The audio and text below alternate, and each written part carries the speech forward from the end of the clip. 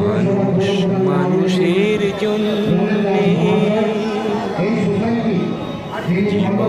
জীবনের জন্যে একটু সহানুভূতি কি মানুষ পেতে পারে না ও বন্ধু?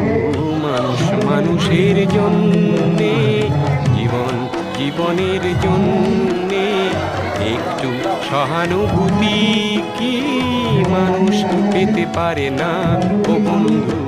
মানুষ মানুষের জন্যে।